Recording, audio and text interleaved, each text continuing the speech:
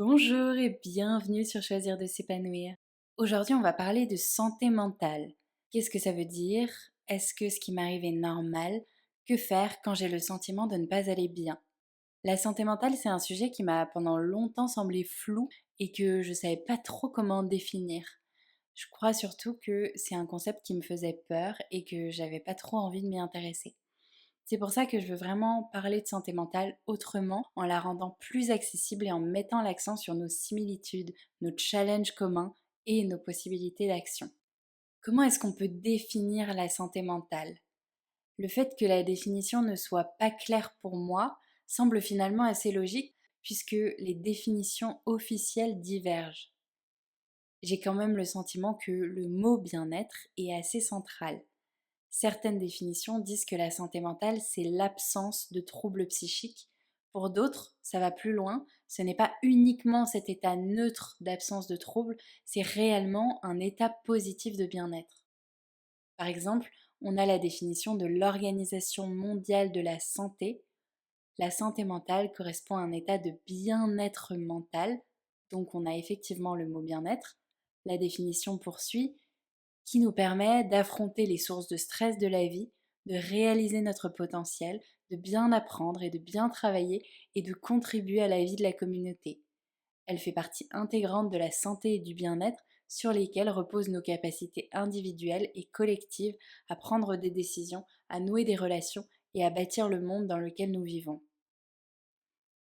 Et là, je comprends pourquoi j'ai mis à distance cette notion, pourquoi je ne voulais pas m'y intéresser. Tout simplement parce que j'avais peur de me rendre compte que je ne coche pas tous les critères de la santé mentale. Parce que cette définition, je la trouve ambitieuse, mais pas dans le sens positif. J'ai l'impression que c'est un trop grand idéal à atteindre et que ça peut être franchement décourageant. Ou alors peut-être que ce serait intéressant de parler de différents paliers de santé mentale et de dire que quand on a atteint ça, c'est déjà pas mal. J'ai l'impression que du coup, je ne connais pas beaucoup de gens qui peuvent atteindre tous les critères. Je suis pour les buts, les objectifs, ça permet de savoir où on va, ce que l'on vise, mais quand on fixe un objectif, c'est important qu'il soit réaliste. Et finalement, je suis presque contente de ne pas avoir lu ces définitions plus tôt dans ma vie, dans des périodes où ça m'aurait sûrement fait paniquer. Prenons donc vraiment du recul sur cette définition et sur les définitions de santé mentale en général. J'aime davantage la vision du manuel des premiers secours en santé mentale qui voit ça comme quelque chose de continu, un peu comme une règle et on se déplace dessus au cours de sa vie, de gauche à droite. Il n'y a pas forcément une limite nette entre une bonne santé mentale et une moins bonne. Ça fluctue, ça évolue, c'est normal. Il y a des périodes de la vie où on est aussi plus vulnérable.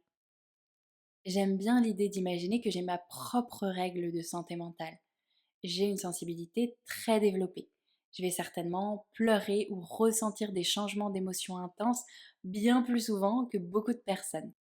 Ça peut paraître un peu instable de l'extérieur, mais c'est ma façon d'être et de fonctionner et je m'y retrouve dedans, en tout cas la plupart du temps. Je ne suis pas submergée par mes émotions. Je sens en moi que c'est ok, même s'il y a certainement des choses qui pourraient être améliorées. Quelqu'un qui régule et gère généralement très bien ses émotions et qui va subitement pleurer beaucoup plus souvent, avoir des changements d'émotions soudaines, là, ça va peut-être impacter le curseur de la règle de sa santé mentale. C'est en tout cas le signe qu'il se passe quelque chose. Tout ça pour dire que c'est personnel. J'ai le sentiment que c'est important de ne pas se mettre de pression par rapport à ces définitions. Le manuel des premiers secours en santé mentale parle donc d'un continuum, mais il définit aussi une personne en bonne santé mentale. Une personne en bonne santé mentale se sentira capable de maîtriser ses émotions, d'avoir un bon fonctionnement cognitif et des interactions positives avec les personnes de son entourage. Cet état permet à une personne d'accomplir ses activités de la vie quotidienne, son travail ou de suivre ses études correctement et d'entretenir de bonnes relations familiales et sociales. Là encore, je pense que on pourrait nuancer la définition pour ne pas se mettre de pression. La vie nous offre beaucoup d'opportunités, de challenges et on fait tout ce qu'on peut. Par exemple, la phrase se sentira capable de maîtriser ses émotions, je rajouterais la plupart du temps. Personnellement, je ne connais personne qui se sent toujours capable de maîtriser toutes ses émotions. Pour la phrase des interactions positives avec les personnes de son entourage, là c'est pareil, je ne sais pas toi, mais quand je lis cette phrase, je pense tout de suite à toutes les fois où ce n'est pas hyper positif avec mes proches. Peut-être que là encore, j'ai particulièrement un gros problème de gestion des émotions. Et encore une fois, c'est possible. Mais quelque chose me dit qu'on est beaucoup dans ce cas-là. Tout ça pour dire que je pense que c'est très personnel. Si tu te sens dans un certain bien-être et que tu as l'impression d'être globalement aux commandes de ta vie, de tes émotions, je pense que c'est plutôt positif en termes de santé mentale. En fait, si tu te poses réellement la question, comment je me sens vraiment, comment je me sens vraiment en ce moment, tu vas avoir une réponse intérieure et savoir où tu te places sur ta propre règle de santé mentale. Les définitions sont vraiment un indicateur, mais c'est ton ressenti profond qui prime. Après, ce qu'il y a de bien avec cette idée de règle personnelle, c'est qu'on peut aussi aller plus loin. On peut se sentir relativement bien, déjà dans un certain bien-être, et effectivement apprendre à se connaître davantage, ou par exemple à mieux appréhender, exprimer, gérer ses émotions, et encore progresser sur cette règle de bien-être. Les expériences de vie peuvent notamment y aider et nous faire développer des compétences comme par exemple la résilience. De l'autre côté du spectre, il y a donc les troubles psychiques. C'est une grande catégorie qui peut sembler impressionnante, mais qui en fait contient notamment les troubles anxieux et dépressifs, qui sont particulièrement fréquents, les troubles liés aux consommations de substances et les troubles moins courants, comme les troubles bipolaires ou schizophréniques.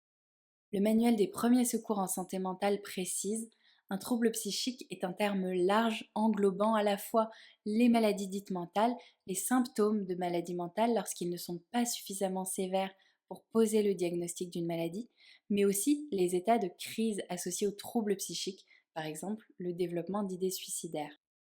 Les troubles psychiques sont très courants et ont malheureusement encore beaucoup évolué depuis la pandémie.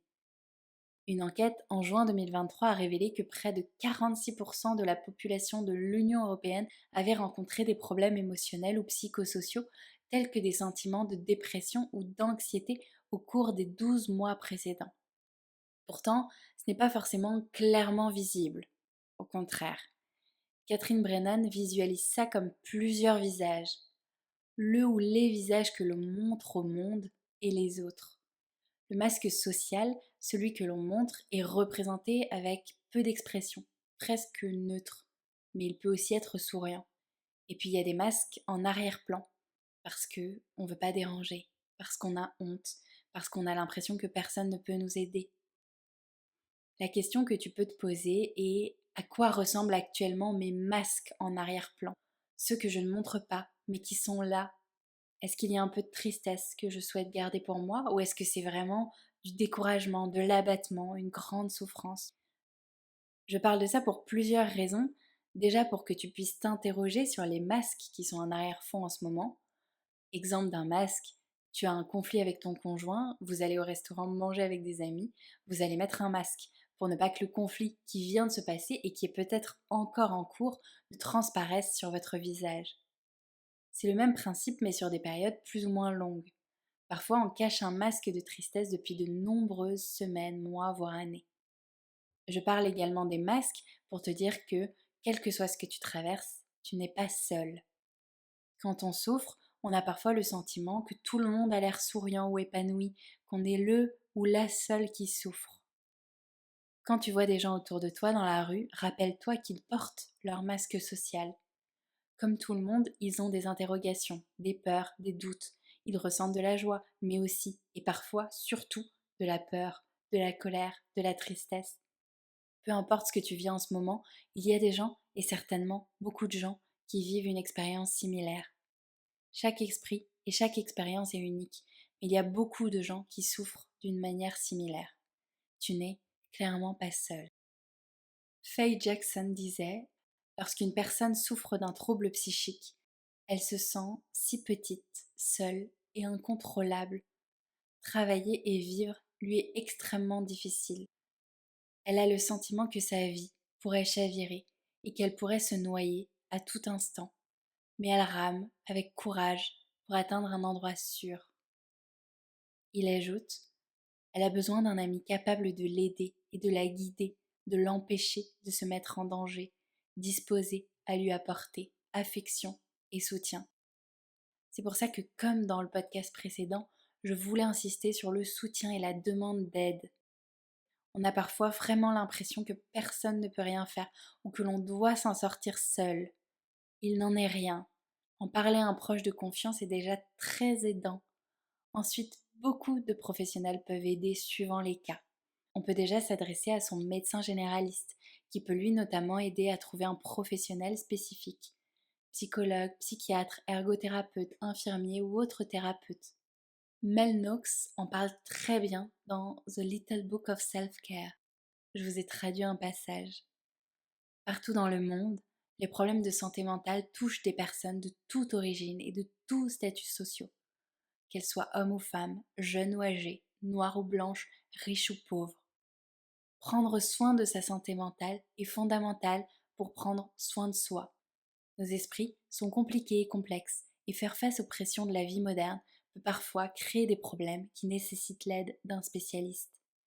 Si tu penses souffrir de troubles mentaux, je t'encourage à faire le premier pas, car la vie avec des troubles mentaux peut être grandement améliorée et même entièrement résolue avec l'aide appropriée. Je suis vraiment d'accord avec elle. La vie est challengeante. On a des mauvaises journées qui parfois se transforment en mauvaises périodes. On vit des déceptions, des deuils, des ruptures. On n'atteint pas toujours nos objectifs, nos rêves d'enfants et d'adultes. Tout n'est pas toujours aussi stable, facile ou clair que ce que l'on voudrait. On est parfois challengé par des choses que l'on n'aurait pas pensé pouvoir vivre difficilement. On expérimente aussi des situations que l'on n'avait pas du tout anticipées. C'est ok de ne pas y arriver, c'est ok de ne pas y arriver pour l'instant, c'est ok de ne pas y arriver seul. Cela ne veut rien dire sur ta valeur, ni que tu n'es pas assez bien, ni que tu n'as pas assez fait ou pas bien fait, ou que tu n'es pas assez fort ou résistant. Rien de tout ça. Au contraire, c'est ok, c'est normal, c'est humain. Dans le deuil notamment, il est normal, humain et nécessaire de passer par différentes phases et de vivre des émotions très différentes et parfois vraiment confrontantes et déstabilisantes, comme l'abattement, la colère ou encore le chagrin. Tu mérites de ressentir du bien-être. Tu mérites de ressentir du bien-être. La santé mentale est un sujet important et même si je déplore certaines définitions qui pour moi peuvent contribuer à mettre une pression, le principal est d'en parler. Parler du fait que c'est normal d'être challengé, normal de vivre des fluctuations, même des grandes fluctuations. La vie est constituée de beaucoup de cycles. On a parfois besoin de temps pour se remettre de certains chocs, de certains changements ou évolutions. On a parfois besoin de demander un soutien, le soutien d'un proche, le soutien d'un professionnel. Quand ta voiture n'arrive pas à redémarrer, tu vas chercher de l'aide chez un professionnel. Même exemple pour le frigo, tu ne vas pas te dire c'est la vie, je vais me passer de frigo maintenant. Tu appelles quelqu'un susceptible de t'aider à réparer ce frigo. C'est finalement exactement pareil, sauf que ça ne se voit pas. Je crois que c'est vraiment un des drames de la santé mentale, c'est que finalement, ça peut être assez invisible. On peut très bien le cacher. C'est ce qu'expliquait Matt Haig dans le livre Reasons to Stay Alive, qui m'avait beaucoup marqué. Il y explique sa dépression, et notamment, je cite, tu te promènes la tête en feu, et personne ne voit les flammes. Il dit plus tard dans le livre qu'il aurait vraiment voulu que ce soit physique, que ce soit de vraies flammes, ou se casser un bras, parce qu'au moins là, c'est réel, tangible, les gens le voient, le croient, et compatissent à ta souffrance. C'est pour ça que je t'encourage vraiment à te rappeler que la santé mentale, c'est important, mais aussi que la santé mentale, ça fluctue, et que c'est aussi pour ça qu'il est important d'en prendre soin, de s'interroger et d'en prendre soin régulièrement, de regarder les signaux orange, rouge, quand le mental et les pensées s'emballent, ou encore quand l'état émotionnel et la gestion émotionnelle se dégradent, ou devient même plus ou moins incontrôlable. et même avant d'ailleurs, hein, car on peut s'occuper de sa santé mentale quand tout va déjà plutôt bien pour aller encore mieux ou tout simplement pour l'entretenir. On peut le faire évidemment avec un professionnel, en parlant avec des proches et aussi seul, parce qu'en tout cas, il y a pas mal de choses qui sont possibles gratuitement, des routines, des habitudes, des questions qu'on peut se poser. Empathie et soutien. Empathie envers soi, parce qu'on fait ce qu'on peut, qu'on voit pas toujours hein, tout ce qui impacte sur notre santé mentale du moment. C'est difficile d'y voir clair. Empathie aussi envers les autres. La souffrance ne se voit pas toujours. Une grande souffrance peut se cacher derrière un sourire ou une blague. Alors, parlons-en. Parlons de ce que l'on traverse, de ce que l'on a traversé. Parler, lire, entendre sur le sujet nous aide. Matt Haig disait d'ailleurs dans le même livre, les mots, parlés ou écrits, sont ce qui nous relie au monde. Et donc le fait d'en parler aux gens et d'écrire sur ce sujet nous aide à nous relier les uns aux autres et à notre vrai moi. Alors, utilisons les mots de la façon qui nous parle le plus et osons demander de l'aide, car nous méritons de ressentir du bien-être. Merci d'avoir écouté ce podcast jusqu'au bout. Toi qui écoutes ce podcast et qui fais ce que tu peux avec ta santé mentale du moment, je crois en toi. Je t'envoie beaucoup de soutien. Je mets en barre d'infos des ressources gratuites, des numéros à contacter si tu as besoin de parler ou d'aide et des ressources qui peuvent t'aider notamment pour les troubles anxieux et dépressifs. J'ai aussi des ressources gratuites sur ma chaîne YouTube, des podcasts sur le deuil, sur le fait d'aider un proche en souffrance, sur le fait de prendre soin de soi et notamment de ses émotions et de son mental. Donc voilà, si ça peut t'aider, ils sont à ta disposition. Je suis Sophie, coach de vie spécialisée dans le développement de l'amour de soi. Mes coordonnées sont comme toujours en barre d'infos. Si ce podcast a été agréable et ou utile, tu peux mettre un pouce et t'abonner si le contenu de ma chaîne YouTube te plaît. On se retrouve en juillet pour un nouveau thème et 2 autres podcasts. En attendant, prends soin de toi et de ta santé mentale. Ciao!